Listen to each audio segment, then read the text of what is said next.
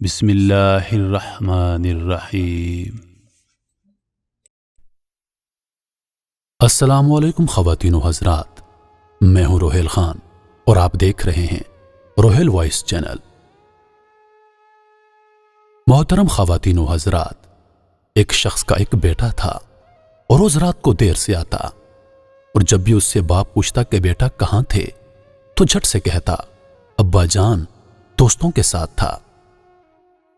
ایک دن بیٹا جب بہت زیادہ دیر سے آیا تو باپ نے کہا کہ بیٹا آج ہم آپ کے دوستوں سے ملنا چاہتے ہیں۔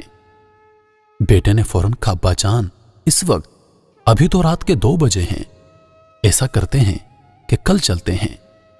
بیٹے نے بات کو ٹالنے کی بہت کوشش کی، لیکن باپ بضد تھا کہ نہیں ابھی اور اسی وقت چلتے ہیں، آپ کے دوستوں کا پتہ تو چلے۔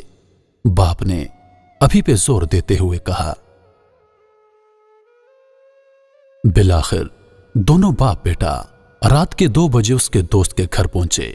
دروازہ کھٹکھٹایا تو کافی دیر تک کوئی جواب نہ آیا۔ بالآخر بالکونی سے سر نکال کر ایک بزرگ نے جو اس کے دوست کا باپ تھا آنے کی وجہ دریافت کی تو لڑکے نے کہا اپنے دوست سے ملنے آیا ہوں اس وقت، مگر وہ تو سو رہا ہے۔ بزرگ نے جواب دیا چچا جان آپ اس کو جگائیے، مجھے اس سے ضروری کام ہے۔ مگر بہت دیر گزرنے کے بعد بھی یہی جواب آیا کہ صبح کو آ جانا، ابھی اسے سونے دو۔ اب تو عزت کا معاملہ تھا، لڑکے نے ایمرجنسی اور اہم کام کا حوالہ دیا، مگر آنا تو دور کی بات اس نے جھانکنا بھی گوارا نہ کیا۔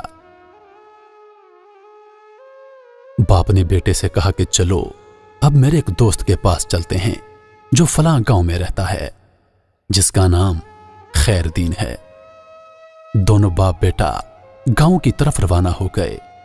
دور سفر کرتے کرتے اذانوں سے ذرا پہلے وہ اس گاؤں پہنچے اور خیر دین کے گھر کا دروازہ کھٹکھٹایا، مگر جواب نہ آیا۔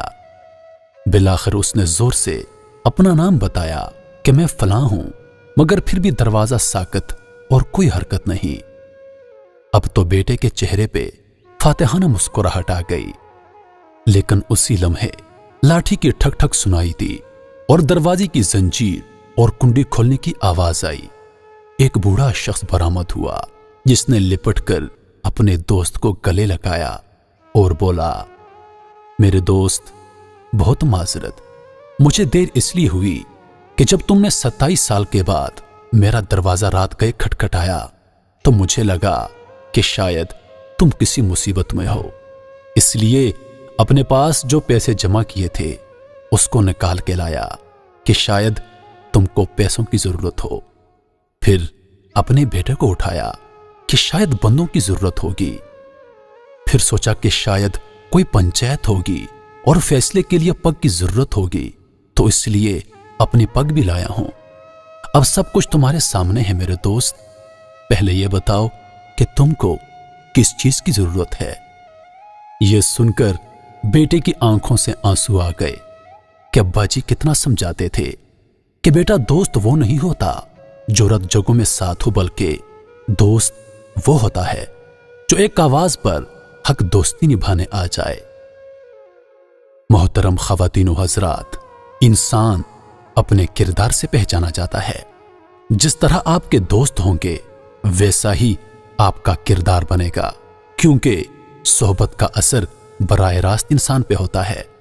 اس لیے میرے دوستو اپنے دوستوں کے معاملے میں بہت محتاط رہیے، کیونکہ جیسے آپ کے دوست ہوں گے ویسا آپ کا کردار بنے گا، اور انسان اپنے کردار سے پہچانا جاتا ہے۔ وہ کیا کہتے ہیں کہ جیسا دیس ویسا بھیس، جیسے دوست ویسا ہی آپ کا کردار۔